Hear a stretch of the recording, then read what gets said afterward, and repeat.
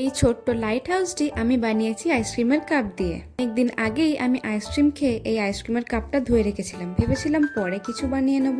আর আজকে আমি তোমাদের এটা দিয়ে কিছু বানিয়ে দেখাবো। প্রথমে কাপের নিচটা একটু কেটে নেব। এবার নিউজ পেপার দিয়ে একটা গোল বানিয়ে কাপের উল্টো দিকে এভাবে আটকিয়ে নেব।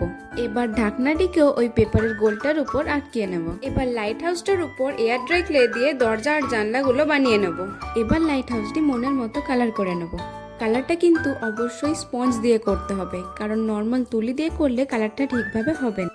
এরপর একটা গোল কার্ডবোর্ড কেটে নিয়ে তার উপর সবুজ এয়ার ড্রাই ক্লে দিয়ে পুরোটা কভার করে নেব। এবার এয়ার ড্রাই ক্লে দিয়ে আরো ছোট ছোট কটা ফুল, মাশরুম এরকম বানিয়ে নেব ডেকোরেশনের জন্য। শুধু লাইট হাউসটা করে ফাঁকা লাগছিল বলে আমি কার্ডবোর্ড দিয়ে একটা ঘরও বানিয়েছিলাম।